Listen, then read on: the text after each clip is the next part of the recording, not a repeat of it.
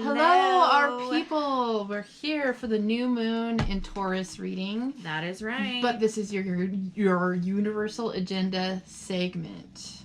Absolutely. Ooh. This is where we're going to talk about the planetary transits that are happening that have to do with this new moon in Taurus, along with a few other things like surgery and stuff like that, along with the card blessing. So we're going to riff a little bit. I have some generally written out things, but I feel like riffing helps. Generally, when we experience moon and Taurus energy, that's finding comfort in things we can touch. We just had a trash truck park outside for no reason. That's really not likely. Or anyway, so that was weird. That's very unstable, which is what we're sort of about to get into. When we're talking Taurus energy, like I was saying, there's warm, fuzzy, cozy, touch, feel senses that are luxurious, reward-centered, and very lovely, generally speaking. Like there's the sensualness to Taurus energy that is very dependable because it's regular. What the fuck was that? I don't know what that was. We had some weird notification. It just said epic. And it had a thumbs up. Interesting. Okay. That was weird. I've never seen that pop up before. I hope we're not live. No, the camera must have liked your information. That's so weird. Hey, we got an epic thumbs up for Moon and Taurus info. That was so weird. The GoPro app is just going off. The new moon in Taurus will be happening for us on the Pacific Coast, April 22nd, 7:29 p.m. Of course, that'll be happening on the 23rd for the East Coast folks. So, okay, so... Why would that be happening on the 23rd? Because it is. For the East Coast. Am I wrong? Yes. If it's happening at 7 p.m. for us. I literally read it in some, like, maybe I'm completely wrong, but I swear I read that when I was looking at the transits that it's happening on the 23rd for them. You know, it wouldn't be the first time I was wrong about something minor, especially time-oriented. Anyways. I try to do my best, though. Okay, so this new moon will be conjunct Uranus, which means our stable energy of Taurus that we come to love and sort of been able to depend on is going to be a lot stranger. So what I've written for that is we seek what feels good in the dark while the earth shakes beneath our feet. What holds real safety? When we're talking about Venusian energy, our safety is often tied into our values. And since our values and what we do value, what is valued in our society is changing rapidly as we go. Technology's changing as we have this... my face itched so bad. It's like exactly one of the things we're not supposed to be doing right now, but my hands are clean. Well, you're in your own house. Too, but so what holds real safety is a big concern for pretty much everybody because everything feels so strange right now. And it's going to continue to feel even stranger. This moon is going to express that. It's Taurus season beginning, and it's starting with a big bang. Uranus is not going to let us not feel this. So then we also have another transit, moon square Saturn in Aquarius, which is also going to be really interesting. We were going to feel that we wish to solve emotional issues using our intellect alone. Saturn's not going to allow us to know solutions without a show of dedication to the importance of how we feel. And that ties into how much do we actually care about the responsibility of how we affect society around us. That's one of the big themes since Saturn went into Aquarius is how do our actions affect people around us? And that's going to be a big limitation for us to feel secure until we actually examine these things about ourselves. So we're going to feel a lot of tug and pull to feel better, but we're not going to feel that instantly. It's going to take work, and we're going to have to strive to make sure that how we feel and how others feel around us it is taken responsibility for, and that we're very mindful to make the right choices of thought, especially because it's Aquarius and boundaries. Radical situations are available. However, radical situations, radical solutions are not always comfortable. They're available, however, these will likely come as a shakeup. This energy is likely to help us change our lives' trajectory in ways we cannot predict. For example, this is something I was, popped in my head. Say you've been wanting a more secure vehicle and the universe sees you have a car accident that totals the car you don't want, and then the insurance pays out a handsome sum, which covers the purchase of a new dream car. Shit like that. That's actually happened to me and an ex of mine. Like, we were wanting a new car, and all of a sudden he got backed into, and they deemed it totaled, and voila. And your physical body can literally happen that you come into harm at this moment, but it might not. And it could be a rectification of a bunch of shit in your life that paperwork wise needed to be looked after. So it's really wise to be mindful of the energies at play. When Uranus is happening, it's sudden things that could set things right or clear things out of your life that you might not want to let go of yet. So it could manifest in a lot of ways.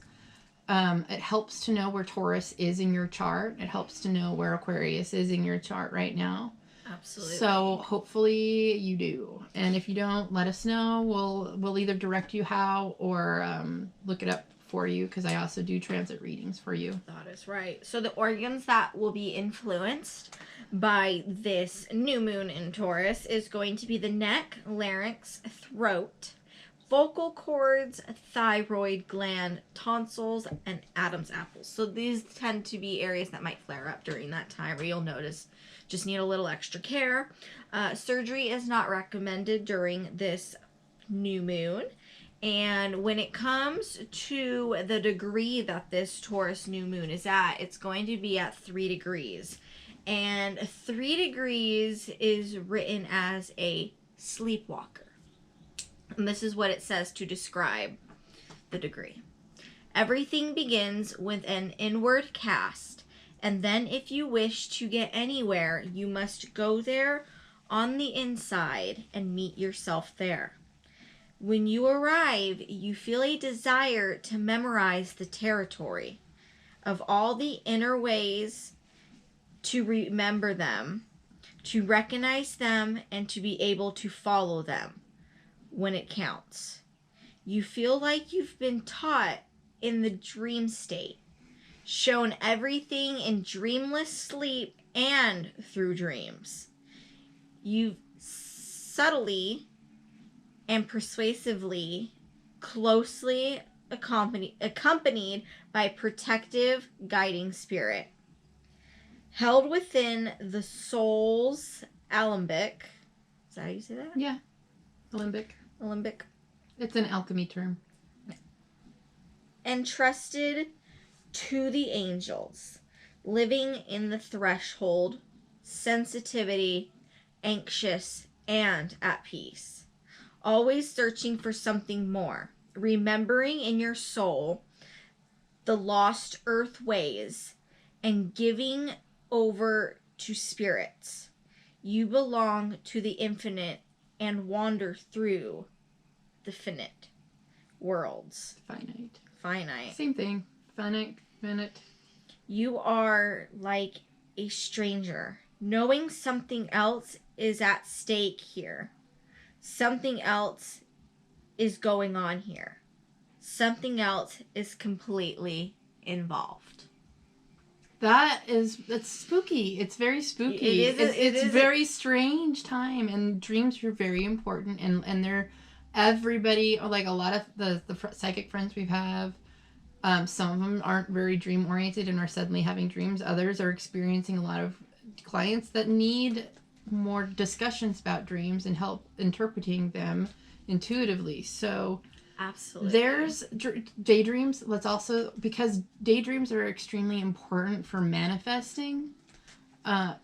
it helps you align with the energy of the thing it is that you're wanting in your life, depending on how you line up with it. So that's, again, with changing values, this being a very cerebrally oriented, boundary driven energy because of Saturn.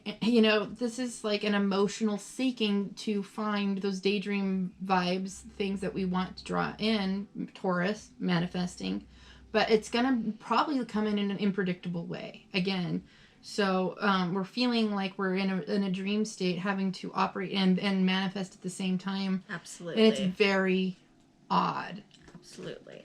But it could potentially be a lot of fun too. So hopefully this is a type of surfing you're into, and this, I believe, early degrees of Taurus is still my 12th house. So this is a weird spot for me personally.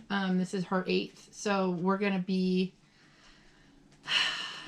swimming in the mystical waters with everybody else.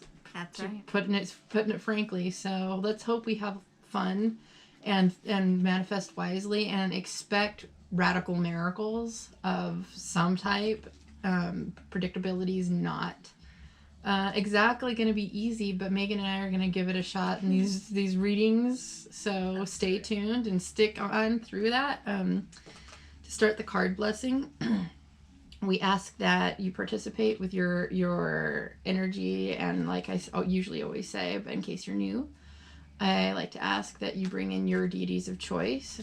As long as you have energies that are interested in your best interest, your teams on the other side, your guides, your angels, will invite ours that we work with, and we ask that all bullshit be removed from our minds and thoughts and auric fields, so that we can speak clearly and concisely and deliver the messages as Spirit intends, and that we ask the Spirit of truth, love, and light, benevolent darkness, whether they be angels or etc., like, as long as they have our best interests in mind and want to guide us to a more spiritually whole state of being, that and hopefully, I pray again that we deliver these messages honestly and clearly and with full integrity and authenticity. Absolutely. And that we be yes, we want to make sure that you guys watch for your sun, moon, and rising signs. Those will be able to give you kind of a little bit of a different look into different aspects a little bit, in a way. Gives you an idea of what a fuller reading from us would be like. Right. This time for this new moon in Taurus reading, I will be using the Sacred Rebels Oracle deck. It is by Alana Fairchild, so that's just something new I'm going to be doing today. She'll be using the tried and true Universal Rider-Waite Tarot deck. That is right. So we're going to dive into this reading for you guys, and we will see you there. Bye. Bye.